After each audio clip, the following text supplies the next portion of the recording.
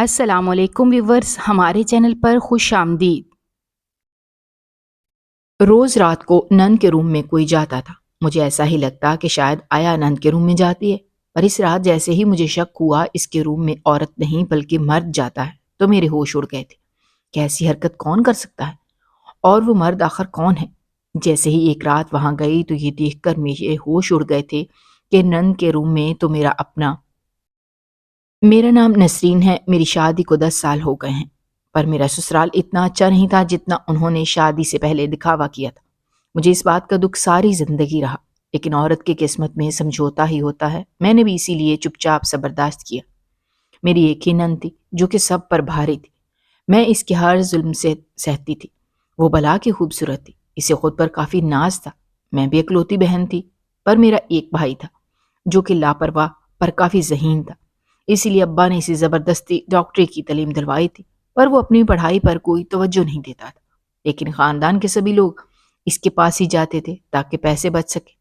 میرا بھائی سب کا علاج فری میں کرتا، پر جب بھی اسے شادی کی بات کی جاتی تو وہ انکار کر دیتا اور یہی بولتا کہ اسے کبھی شادی نہیں کرنی۔ مجھے یہی لگا کہ شاید اسے کوئی پسند ہو، پر جب یہ بات پوچھتی تو وہ انکار کر دیتا کہ ایسی بات نہیں ہے۔ اماں نے فیصلہ کر لیا تھا کہ میری شادی کر دے گی، اس طرح ایک اچھا خاندان تلاش کر کے میری شادی کر دی تھی۔ میرے سسرال والے کافی کھلے مزاج کے عامل تھے، پہلے پہل ان کی سوچ اور رسم و رواج دیکھ کر حیران تھی۔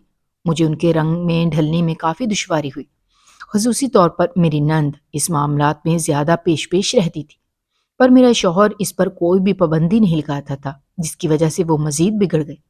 مجھے آج بھی وہ دن یاد ہے جب نند نے کافی ضد کی کہ مجھے پارٹی پر ضرور جانا ہے۔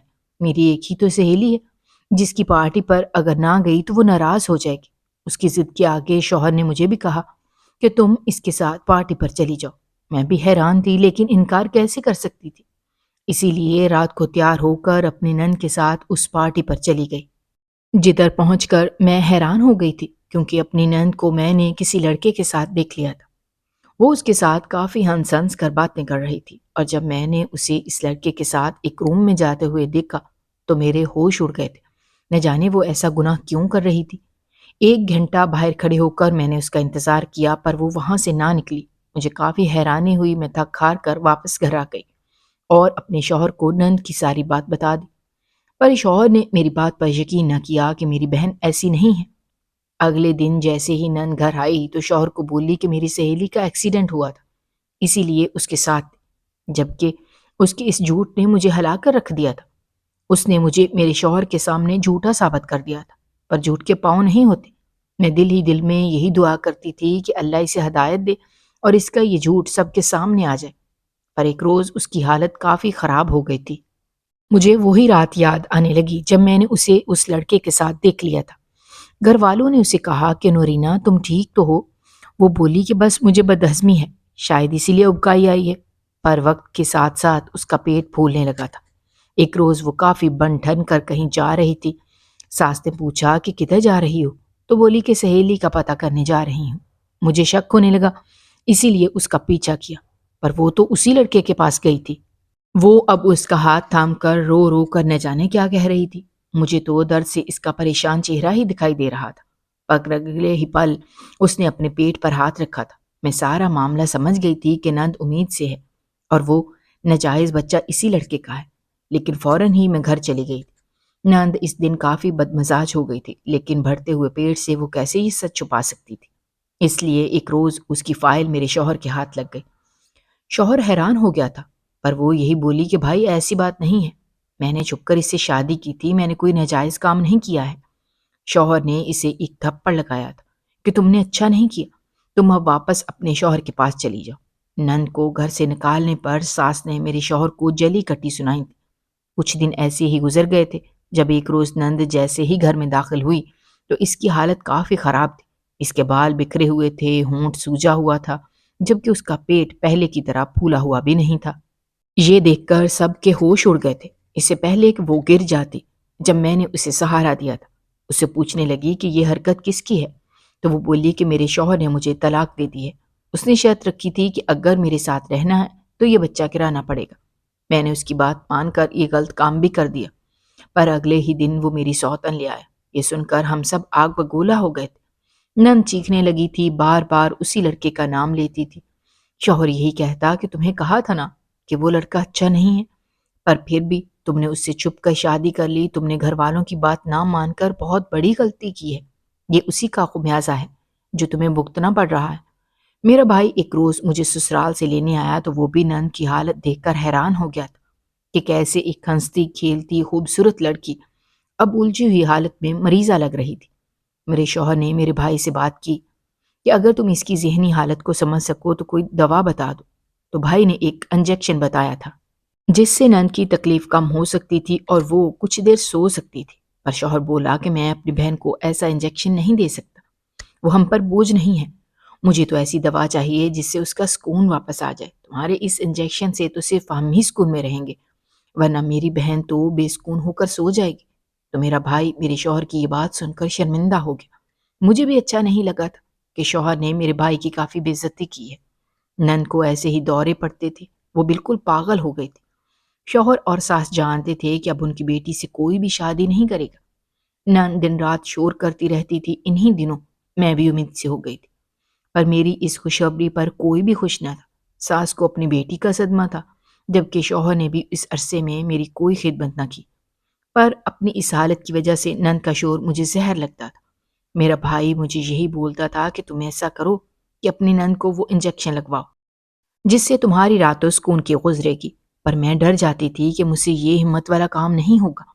نوید بولا کہ اگر ایسی ہی بات ہے تو میں یہ کام کر سکتا ہوں۔ میں روز رات کو تمہاری نند کے پاس جاؤں گا اور یہ کام کافی خفیہ طریقے سے کروں گا کہ کسی کو کانوں کان خبر نہیں ہوگی۔ بھائی کی بات پر میرا دل تیزی سے دھڑکنے لگا تھا۔ کہنے لگا کہ تم فکر نہ کرو، میں ڈاکٹر ہوں، اس کام میں ماہر ہوں۔ میں نے بھی اس کی بات مان لی اور بول دیا کہ تم رات کو 2 بجے گھر کے باہر کھڑے ہو جانا۔ وہ بھی تیار ہو گیا تھا۔ جیسے ہی رات ہوئی تو سب سو گئے تھے۔ موبائل بجا تو جیسے ہی میں نے اپنا موبائل دیکھا تو میرے بھائی کا نمبر جگمگا رہا تھا۔ میں جلدی سے ہی اپنے کمرے سے نکلی اور مین دروازے پر چلی گئی۔ میرا بھائی میرا انتظار کر رہا تھا۔ میں نے دروازہ کھول کر اسے اندر کیا اور پھر اسے نند کا روم دکھانے لگی۔ وہ اندر چلا گیا، جبکہ باہر میں اس کا انتظار کرنے لگی۔ وہ جیسے ہی باہر آیا تو اس نے مجھے اپنا انگوٹھا دکھا کر اشارہ کیا۔ میں جان گئی تھی کہ کام ہو گیا ہے۔ وہ مسکرا کر واپس چلا گیا۔ 3-4 دن یہی سب لگاتار ہوتا رہا، لیکن اب میری حالت اتنی بہتر نہیں تھی کہ میں روز روز اپنے بھائی کے لیے دروازہ کھولتی اور اس کے پاس نند کے کمرے کے باہر کھڑی ہو جاتی۔ اسی لیے میں نے اسے کہا کہ تم اپنا کام کر کے واپس چلے جایا کرو۔ نوید نے میری بات مان لی۔ اب وہ ایسا ہی کرتا تھا۔ رات کو نند کے کمرے میں جا کر اسے انجیکشن لگاتا اور پھر خود ہی واپس چلا جاتا۔ میں نے اسے اپنے گھر کے لاک کی چابی بھی دے دی تھی۔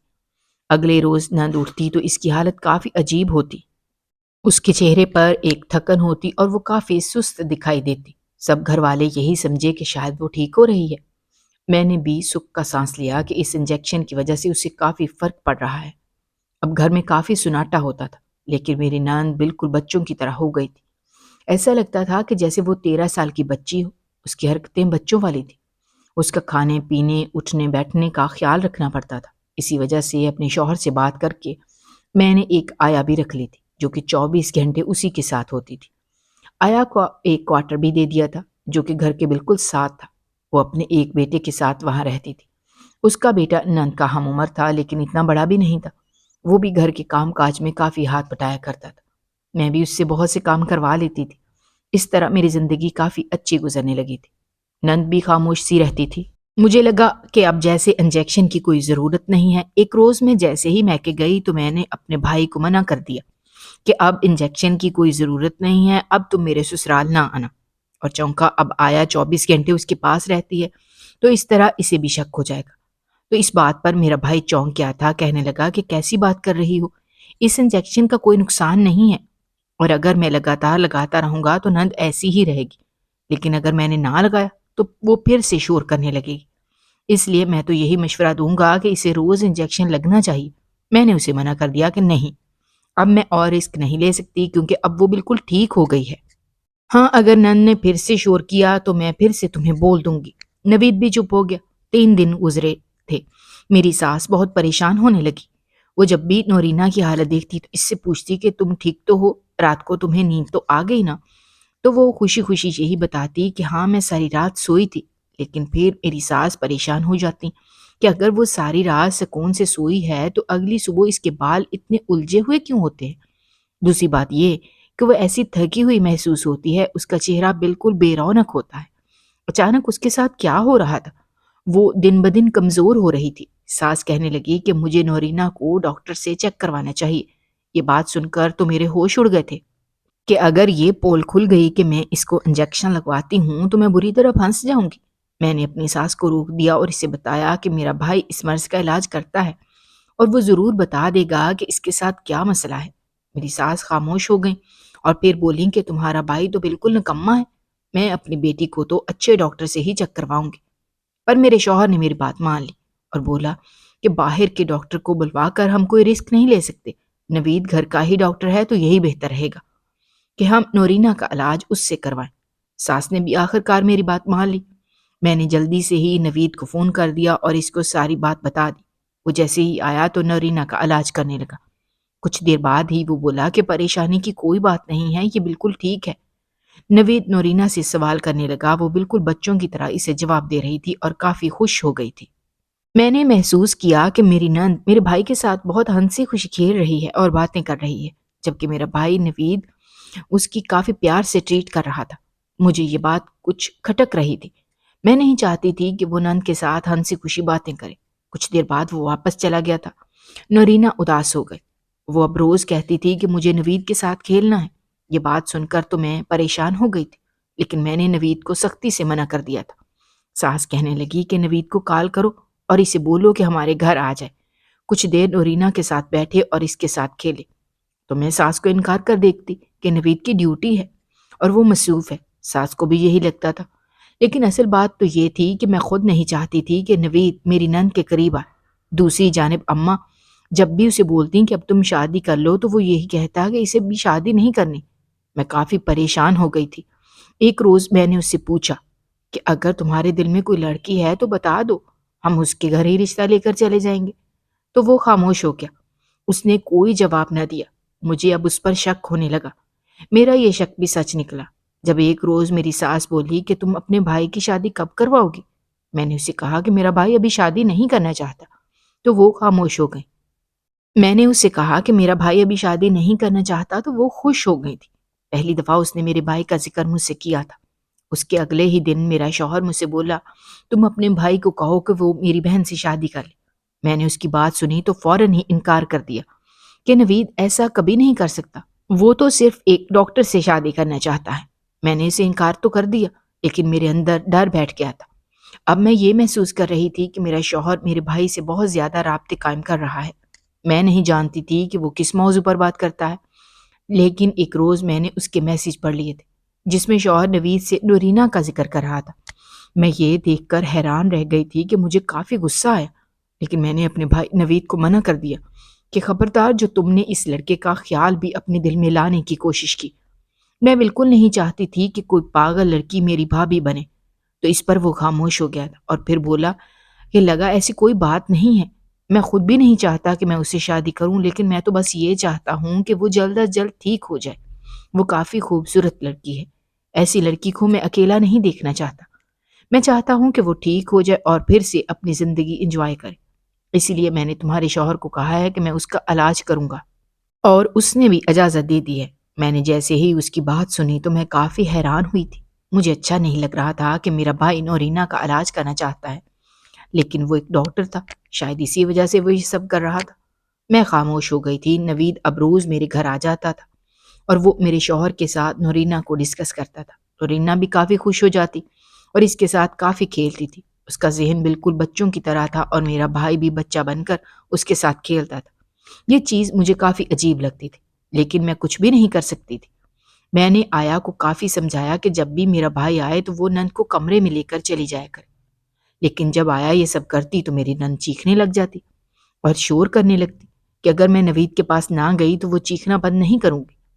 کچھ دن یہی ڈرامہ چلتا رہا۔ انہی دنوں مجھے اللہ نے بیٹے سے نواز دیا۔ میں بہت خوش ہوئی، گھر والے سبھی بہت خوش تھے، پر نورینا نے میرے بچے کو جیسے ہی دیکھا تو اس سے اپنا وقت یاد آنے لگا تھا جب وہ امید سے تھی، اس نے اپنے دماغ پر زور ڈالا، اس وجہ سے اس کے دماغ نے پھر سے کام کرنا بند کر دیا۔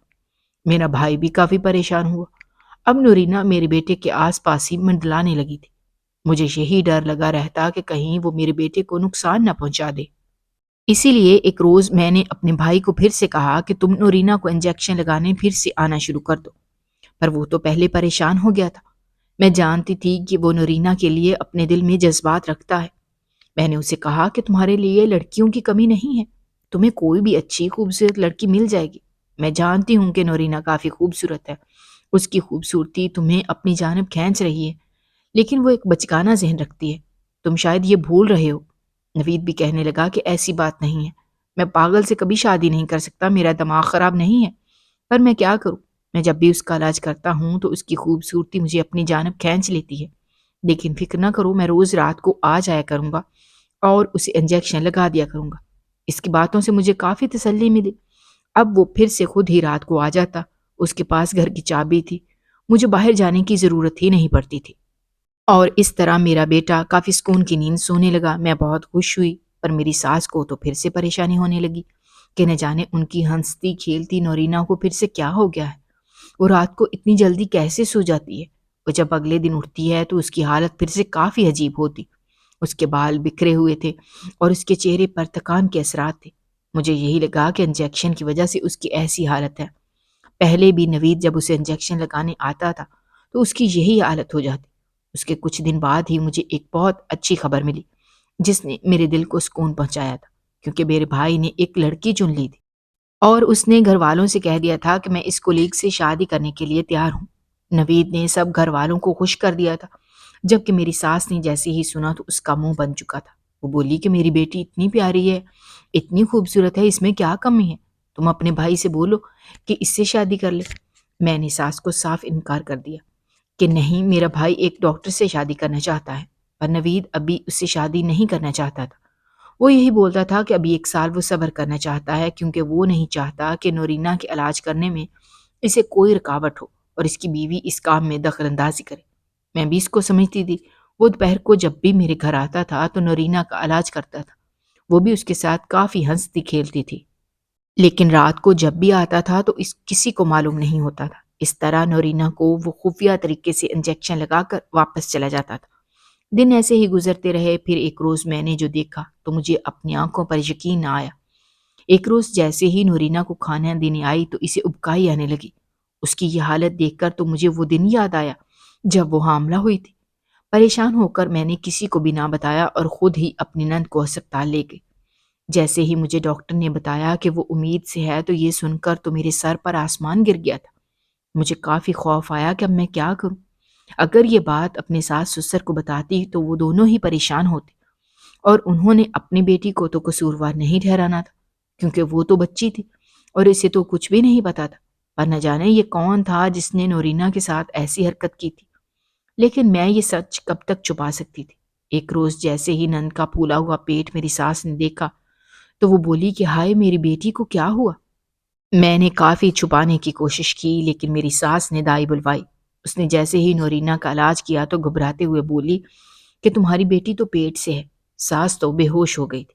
اس نے نورینہ سے کافی دفعہ پوچھا کہ بیٹی بتاؤ کون ہے جس نے تمہارے ساتھ یہ حرکت کی ہے، تو وہ ہنستے ہوئے کہتی کہ مجھے تو کچھ نہیں پتا، میں تو بس نوید کے ساتھ رہنا چاہتی ہوں، نوید اور میری کافی اچھی دوستی ہے۔ میری ساس نے اس کے منہ سے جیسے ہی میرے بھائی کا ذکر سنا تو وہ آگ بگولا ہو گئی۔ وہ میرے بھائی کو برا بھلا کہنے لگی تھی اور مجھے بولی کہ یہ یقیناً تمہارے بھائی کا کیا دھرا ہے، ورنہ کوئی بھی یہاں نہیں آتا اور نہ ہی کوئی میری بیٹی سے ملتا ہے۔ میں نے اس سے کہا کہ آنٹی، آپ کیسی باتیں کر رہی ہیں، میرا بھائی ایسا نہیں کر سکتا، میرا بھائی ایک ڈاکٹر ہے، وہ کیوں کسی کے ساتھ ایسا کرے گا؟ اور میرے بھائی کو نورینہ میں کوئی دلچسپی نہیں ہے، اس نے تو اپنی شادی بھی کرنی ہے، اس کا تو رشتہ بھی طے ہو گیا ہے۔ لیکن میری ساس کو میری باتوں پر یقین نہ آیا۔ وہ بولی کہ جلدی سے اپنے بھائی کو بتا دو کہ اگر اس نے نورینہ سے شادی نہ کی تو میرا بیٹا تمہیں طلاق دے دے گا۔ میں نے جیسے ہی یہ سنا تو میرے ہاتھ پاؤں کانپنے لگے کہ ایسا کیسے ہو سکتا تھا، میرا بھی گھر اجڑ جاتا۔ میں نے اپنے بچے پر نظر دوڑائی، مجھے سب یاد آنے لگا تھا۔ میرا شوہر میرے ساتھ بہت اچھا تھا، لیکن میرے باقی سسرال والے بالکل بھی اچھے نہ تھے، پر اس کا یہ مطلب بھی نہیں تھا کہ میں اپنی زندگی برباد کر دیتی۔ اب میں بری طرح پھنس چکی تھی۔ میں اب یہی سوچتی تھی کہ اللہ مجھے کوئی راستہ دکھائے جس سے سچائی سامنے آ جائے۔ مجھے تو اپنے بھائی سے بھی ایسی بات کرتے ہوئے شرم آ رہی تھی۔ وہ میرے بارے میں کیا سوچے گا کہ میں اس کو ایسا سمجھتی ہوں؟ اسی لیے میں نے اس سے کچھ بھی نہ کہا اور بس یہی سوچتی رہتی تھی کہ کوئی راستہ نکل آئے۔ نورینا کی حالت دن بدن بگڑتی جا رہی تھی۔ اسے تو یہ بھی معلوم نہیں تھا کہ اس کے ساتھ کیا ہوا ہے۔ وہ بس آئے روز شرارتیں کرتی رہتی تھی، اپنی حالت کا بھی خیال نہیں کرتی تھی۔ ساس کو بھی کافی پریشانی تھی۔ مجھے اچانک سے یاد آیا کہ ہمیں ٹیسٹ کروانا چاہیے، لیکن پھر میرے دل میں یہ ڈر بیٹھ گیا کہ اگر سچ مچ یہ میرے بھائی کا کیا دھرا ہوا تو پھر میں کہاں جاؤں گی؟ مجھے اپنے بھائی کی وہ باتیں یاد آتی تھیں جب وہ کہتا تھا کہ نورینا بہت خوبصورت ہے۔ مجھے تو یہ بھی معلوم تھا کہ میرے بھائی کے دل میں اس کے لیے جذبات ہیں، پر مجھے علم تھا کہ میرا بھائی جذبات میں نہیں بہک سکتا، وہ نورینا کا فائدہ کبھی نہیں اٹھا سکتا۔ پر ایک رات میں نے سوچ لیا تھا کہ اپنے بھائی کو دیکھوں گی کہ وہ نورینا کے روم میں جا کر کیا کرتا ہے۔ اس رات وہ جیسے ہی نورینا کو انجیکشن لگانے آیا تو میں اس کا پیچھا کرنے لگی۔ میں دروازے پر جا کر کھڑی ہو گئی تھی۔ نوید نے نورینا کو انجیکشن لگایا اور پھر کچھ دیر وہاں بیٹھ گیا تھا۔ یہ دیکھ کر تو میرا دل خوف سے کانپنے لگا کہ نہ جانے وہ یہاں کیوں بیٹھا ہے، لیکن کچھ دیر بعد وہ اٹھ کر واپس چلا گیا۔ یہ دیکھ کر میں کافی حیران ہو گئی، لیکن ابھی میں واپس جاتی اس وقت نورینا کے کمرے کا دروازہ پھر سے کھلا۔ یہ دیکھ کر میں فوراً ہی اس کے کمرے کے اندر چلی گئی، لیکن جو منظر میں نے دیکھا تھا وہ دیکھ کر میری روح کانپ گئی تھی۔ میرا تو دماغ کام کرنا بند کر چکا تھا۔ وہ ایسا منظر تھا جس نے مجھے لرزا کر رکھ دیا تھا۔ مجھے اپنی نند پر ترس آ رہا تھا اور اس انسان پر کافی غصہ آ رہا تھا۔ میرا دل کر رہا تھا کہ میں اسے گھر سے نکال دوں، جس پر اتنا یقین کر کے گھر پہ رکھا تھا، وہی گھر کی بیٹی کے ساتھ یہ سب کر رہا تھا۔ یہ دیکھ کر تو میرے ہوش اڑ گئے تھے۔ میں جلدی سے واپس اپنے کمرے میں چلی گئی۔ مجھے پریشان دیکھ کر شوہر پوچھنے لگا کہ کیا پریشانی ہے۔ میں نے شوہر کو بھی بتا دیا تھا کہ میں نے جو دیکھا ہے وہ بیان کرنے کے قابل نہیں ہے، لیکن میں پھر بھی بتا دیتی ہوں کہ میں نے نند کے ساتھ کس کو دیکھا ہے۔ تو شوہر کہنے لگا کہ وہ یقیناً تمہارا بھائی ہی ہوگا۔ میں کافی حیران ہو گئی تھی، لیکن چپ ہو گئی تھی۔ پھر میں نے اپنا سر نفی میں ہلایا تھا۔ ہاں، وہ میرا بھائی نہیں تھا، وہ تو کوئی اور تھا۔ شوہر کہنے لگا کہ آخر پھر وہ کون ہے جو گھر کے اندر ہی موجود ہے اور کسی کو بھی کانوں کان خبر نہ ہوئی؟ اس نے ہماری بیٹی کی عزت بھی اچھال دی۔ میں نے جیسے ہی بتایا کہ وہ کوئی اور نہیں بلکہ اس آیا کا بیٹا ہے تو میرے شوہر کا چہرہ غصے سے لال ہو گیا۔ اس وقت وہ فضل کو آواز لگانے لگا۔ سب گھر والے اٹھ کر باہر آ گئے۔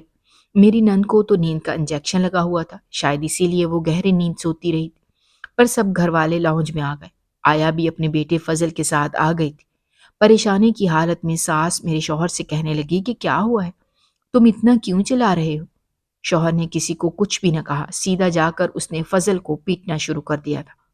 اپنے بیٹے کو اس حالت میں دیکھ کر آیا کافی پریشان ہو گئی، لیکن شوہر نے فضل کو کہا کہ تمہیں میری بہن سے شادی کرنی ہوگی، اور پھر اسی وقت ہی نورینا کا نکاح کرنے آیا کے بیٹے کے ساتھ ہو گیا تھا۔ نورینا کافی روئی تھی، شاید اسے معلوم تھا کہ اس کے ساتھ کیا ہوا ہے، لیکن اب وہ اسی کوارٹر میں رہتی تھی۔ آیا بھی کافی پریشان تھی، یہی کہتی تھی کہ میرا بیٹا ایسا نہیں ہے، میرا بیٹا بہت دیندار ہے، اس نے ایسی حرکت نہیں کی ہوگی۔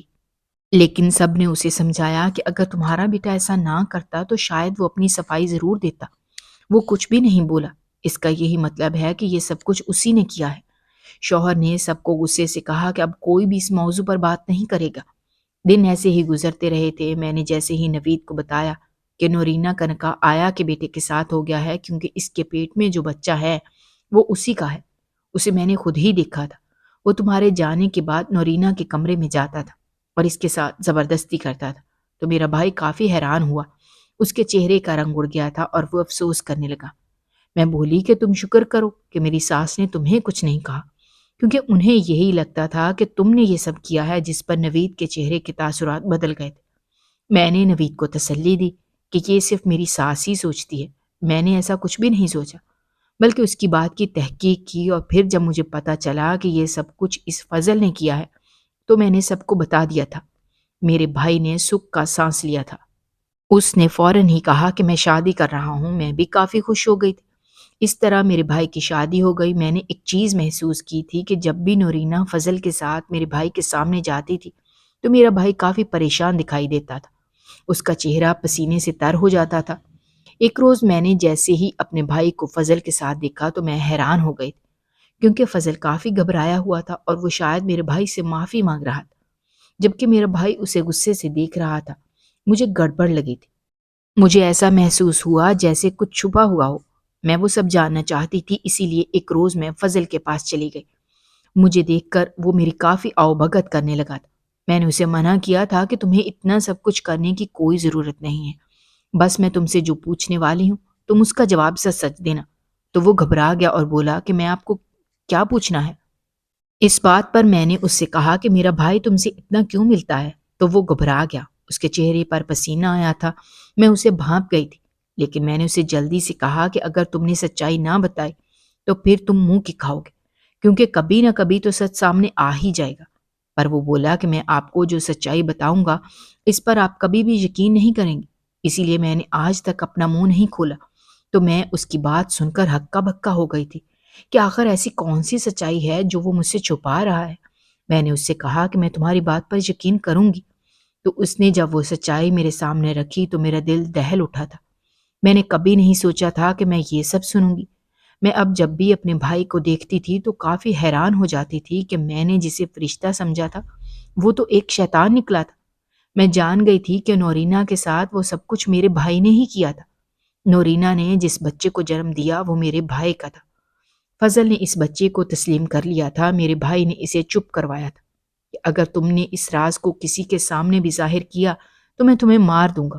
یہ الفاظ خود فضل نے مجھے بتائے تھے کہ میم آپ کا بھائی مجھے دھمکی دیتا تھا اور اس نے کہا تھا کہ اگر تم نے یہ سب کو بتایا تو میں تمہیں مار دوں گا۔ وہ مجھے پیسے دیتا تھا، مجھے بھی پیسوں کی ضرورت تھی، اسی لیے میں نے آپ کے بھائی کی اس حرکت کا کسی کو بھی نہ بتایا۔ میں یہ سب سن کر حیران ہو گئی تھی۔ اب میں اپنے بھائی سے بہت دور ہو گئی تھی، کیونکہ میں جان گئی تھی کہ وہ ابھی بھی نہیں بدلا۔ ایسا لگتا تھا جیسے نورینا کے ساتھ جو کچھ ہوا ہے اس میں میری غلطی تھی۔ یہ بات سچ تھی کہ میں ہی اپنے بھائی کو نورینا کے پاس بھیجتی تھی، لیکن مجھے اس پر بھروسہ تھا۔ میں اب پچھتاتی تھی کہ کاش میں نورینا کو وہ انجیکشن نہ لگواتی تو میرا بھائی اس کے روم میں بھی نہ جاتا اور یہ سب نہ ہوتا۔ میں ابھی بھی شرمندہ تھی کہ میں فضل کو قصوروار سمجھتی تھی۔ وہ تو نورینا کے کمرے میں بھی میرے بھائی کے کہنے کی وجہ سے جاتا تاکہ اگر کوئی بھی دیکھ لے تو یہی سمجھے کہ یہ سب کچھ اسی نے کیا ہے۔ اب میں اس وقت سے ڈرتی ہوں جب میرے شوہر کے سامنے میرے بھائی کی سچائی آئے گی، کیونکہ میں جانتی ہوں کہ میرے شوہر نے میرے بھائی کو کبھی بھی نہیں بخشنا، وہ ضرور اسے پکڑ کر سزا دلوائے گا۔ پر فی الحال میرا گنہگار بھائی ایسے ہی آزاد پھر رہا ہے۔ اگر آپ کو ہماری کہانیاں پسند آ رہی ہیں تو ہمارے چینل کو سبسکرائب کیجیے، ویڈیوز پر کمنٹ کیجیے اور شیئر کیجیے۔ شکریہ۔